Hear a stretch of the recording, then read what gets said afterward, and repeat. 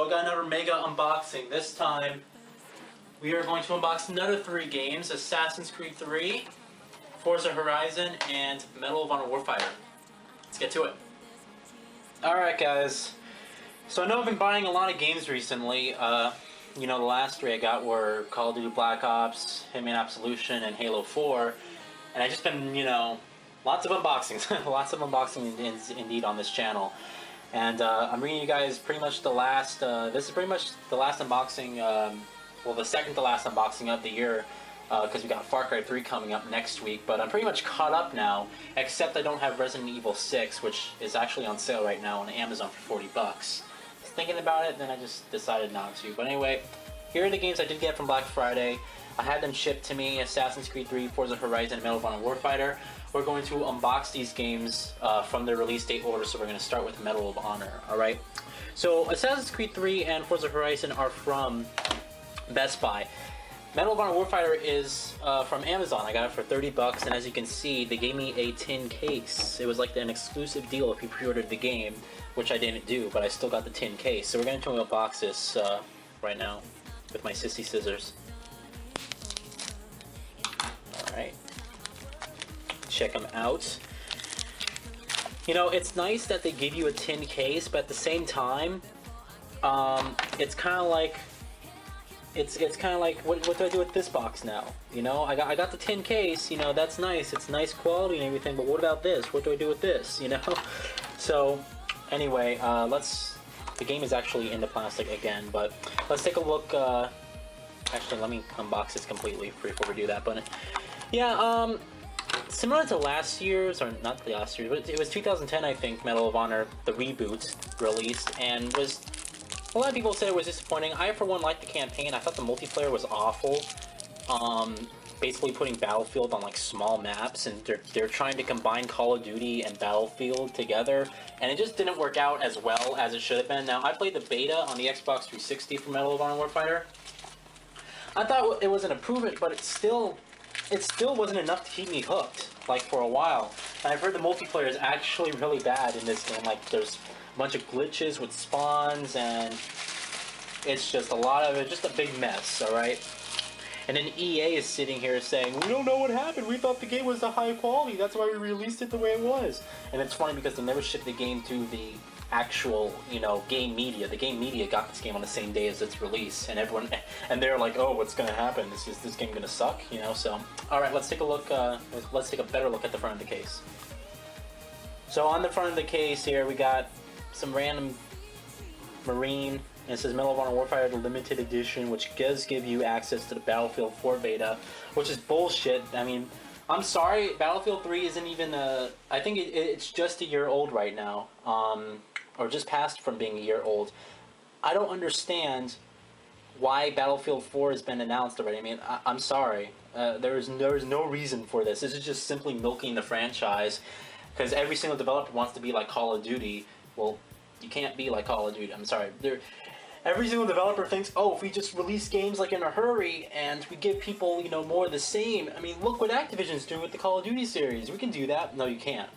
The reason that Call of Duty hooks on so well is because it's an arcade shooter and anyone can just jump in and play. And it's just an easy game to play. It requires no skill to jump in there and play. You can be skillful at it, don't get me wrong, but it's meant for a casual and a competitive market. And this game just simply, you know, Battlefield, I'm sorry, is not like that. So, not to say that it's not as enjoyable, but, I mean, I always enjoyed the Battlefield multiplayer. I enjoyed Battlefield 3 multiplayer more than the Modern Warfare 3 multiplayer, but that's just me. Anyway, that's the front. Let's take a look at the back. So here we go. On the back, we got, it's pretty cool. We have some soldiers from different countries all right here. Then we got some, you know, photos and whatnot. We get the Zero Dark 30 map pack, ooh, which actually is coming out. I think it came out already, or it's coming out really soon, and the movie's also coming out, so I don't know. I'm not really into the whole the war movie thing, but I liked Act of Valor a lot. I thought that was a great movie, so I might go see Zero Dark 30 with my friends or something, we'll see. So, that's it. A PC game. I should read off the recommended specs. Windows 7 Service Pack 1, 3 gigahertz of Intel Core 2 quad processor, 3 gigahertz of AMD Phenom 2X4, 4 gigabytes of RAM for Windows 7 at least, and a DVD drive to install. You need at least 20 gigabytes of free space on your hard drive, a GTX 560 124 megabyte video RAM or better, or an ATI Radeon 6950 124 video or 1024 megabytes of video RAM or better, and it does use DirectX 11, and does it have gamepad support? I think it does. I'm not really sure. All right, let's take a look at the inside. All right, so here's the inside of the case. We have our game disc here, and then we also have an insert, and it says another global warfighter awaits, and on the back here is an ad for Crysis 3, which I do have pre-ordered already. It says get instant access to unlock this. Huh? That's interesting. Then we have our pitiful excuse for a game manual, our pamphlet, which is warnings, and of course it has your okay, so this code works.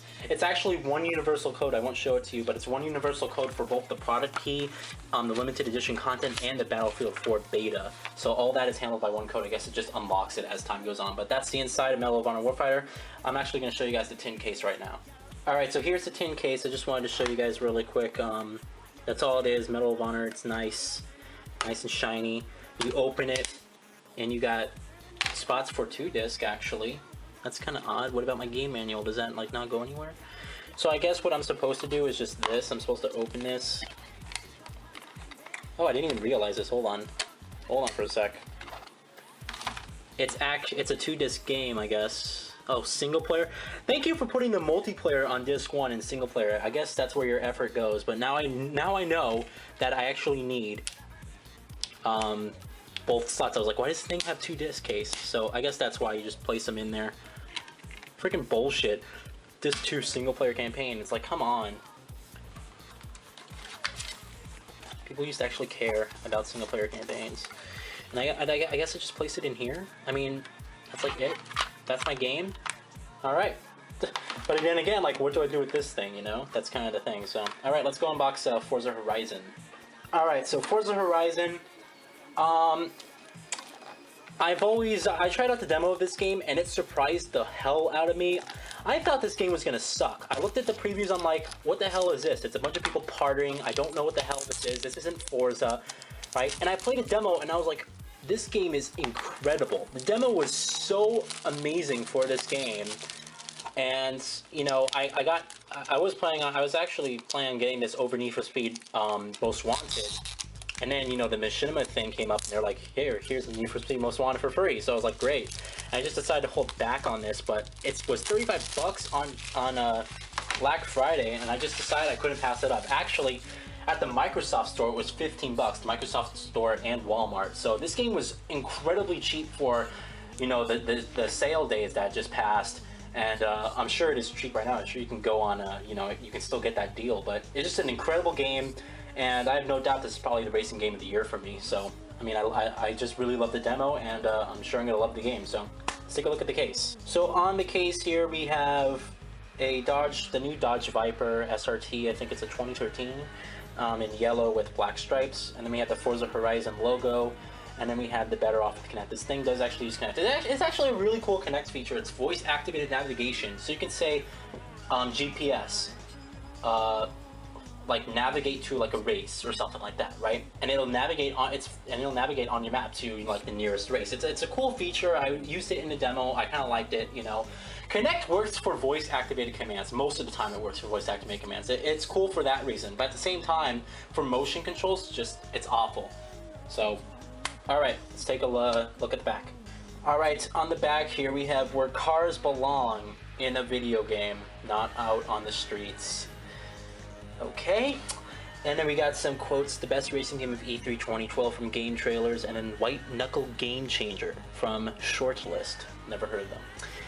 And then we got some, you know, pictures down here. It mentions it's an open world game, that, you know, you can compete in events, and that it's also the legendary Forza handling. Yes. And yeah, I'm sorry, I used to be a Gran Turismo person, and then Gran Turismo 5 came out, and I was so disappointed in Gran Turismo 5. And then Forza 4 came out, and I was like, Forza 4 is just incredible. Like, my favorite racing game of all time, Forza 4. So this may be, well, I don't know. The first Test Drive Unlimited was amazing too, so it's like a cross between there. But hopefully this game, you know, will be up there. Need for Speed Most Wanted was a good game. This, again, will probably be a good game. And, yeah, let's take a look at the inside. Alright, inside the case we got our game disc, which is, it's one disc, okay. And then we have an insert here, and of course, Microdick did it again with their stupid printed on the back game manual, you know.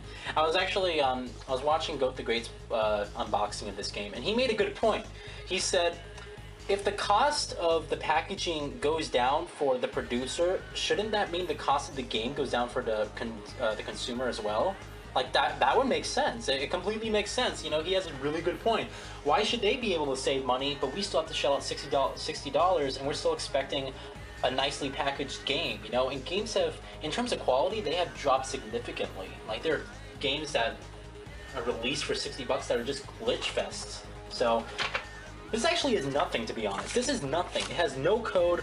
All it says is, don't just play the game, live it. You could win a trip to the Bob Bondurant School of High Performance Driving. I bought the game to buy the game. I didn't want to go compete in some damn events. So, that's Forza Horizon. Alright, let's check out Assassin's Creed 3. Alright, so here is Assassin's Creed 3. Now, I opted out to get this game on release day, and the reason is because I wanted to get it on sale for Black Friday only 2 weeks later. I think it was 2 or 3 weeks later. So I said, you know, I'm not going to pay $60 for it and then 2 weeks have it drop in 50% in price, so I'm going to save. And essentially that's what it did. It dropped to $35 at Best Buy. I ran over and I bought it online. You know, I heard they're making Assassin's Creed 4 off of all the, you know, everyone talk about the endings. They're like, yeah, they're going to make Assassin's Creed 4. Just, that's all they are. They're milking this franchise to death. It's a shame. Just keep milking that cow, I guess. Milk it for all it's worth.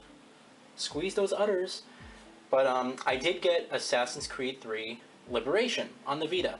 And I played it expecting a prequel to Assassin's Creed 3. And all it was a side story. It really is not a prequel to this game whatsoever. I have no idea why they advertised it like that. You know, they're saying this is the prequel to Assassin's Creed 3. It really isn't. All it is a side story. It's not really a must-have if you're a fan of the Assassin's Creed series, because it doesn't really offer, you know, any like secret thing at all. It's just a side story. It would have been nice if they offered like a secret thing, or they delved into maybe you got to learn more about the assassins that they didn't show in the consoles.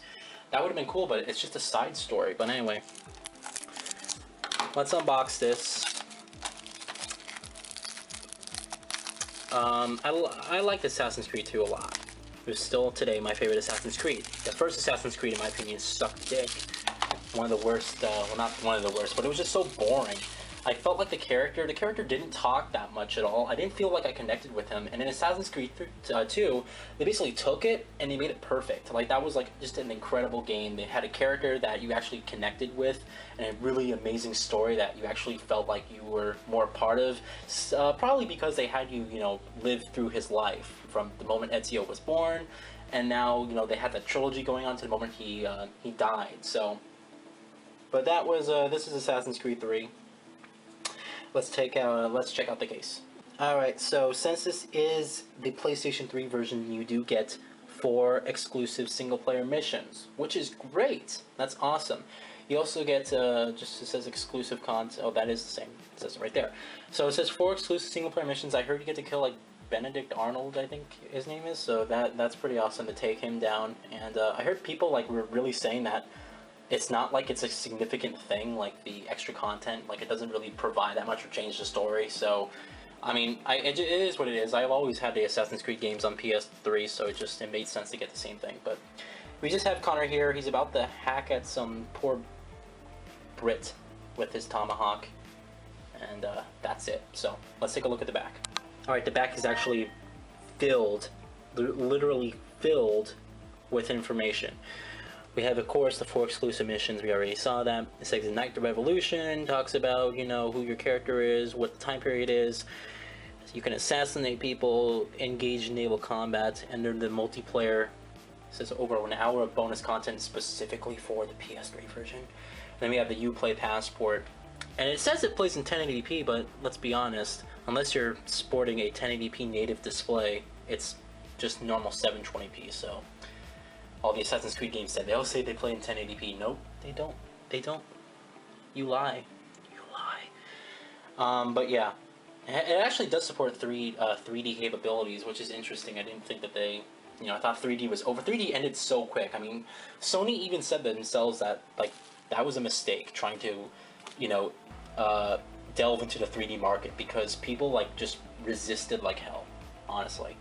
But yeah, it does have 3D support, so if you do have a 3D TV, I guess you can take use of that. So let's take a look inside. Alright, inside the case we have our game disc here, nice, and then we have our Uplay Password with my code that, you idiots, I already redeemed it, so I'm sure a lot of people paused the video, went ahead and tried it, and saw that it was already redeemed. Yeah, what do you think, I'm stupid? Do you think I'm going to put this video up before actually redeeming any of the codes that you've seen in this video? I mean, come on. It says, don't lose this card. Multiplayer access code. Oh, so this is basically just a multiplayer pass, that's all it is. So, and your Uplay Passport. And it talks about stuff like that. Wait, oh, it just says it in different languages up here, I was reading this. Different multiplayer characters, and then you get like instant XP boost and stuff like that. That's all it is. And here is a manual? No, it's not. It's a pamphlet, a really thick pamphlet, so it feels like it's a manual, but here it is. It's just a book. You open it up, you have an ad for Assassin's Creed 3 Liberation. That's nice. You open it up more, you got more warnings, and you have some Uplay stuff. You can win, collect unlocks to win, and you can win stuff like that. So, I like the idea of Uplay. I think it's a smart idea. I just think that, you know, if it was compatible with like more games like from Ubisoft and you can unlock and everything like that, I mean, it's a great idea. I just think it needs to be exploited more. The Season Pass, that's nice. If you're a big fan of the multiplayer, you'll enjoy that. And then that's it. So it's a long, you know, pamphlet. With all due respect to that. Oh, and then down here is what? Oh, it's just my code for Benedict Arnold and all those missions, all those extra exclusive missions. So, all right, that was the unboxing of Assassin's Creed 3. All right, so here's the games. You know, Medal of Honor, Warfighter, Forza Horizon, and Assassin's Creed 3. Now I'm gonna play these. I'm going to start with Medal of Honor Warfighter first, because I heard the campaign's like 4 to 6 hours, it's really short. And then I'm going to go to Assassin's Creed 3 and be playing this all this weekend. And then next weekend, once I beat Hitman first, because I'm like, I think I'm on the end of part 2, and there's 3 parts, so I think I have like another 10 hours or so to go. I'm going to go into Forza Horizon and play with that, so that'll be great. Alright guys, that's the thing. I guess you'll see some videos on these as I play them, and have a good day. Bye.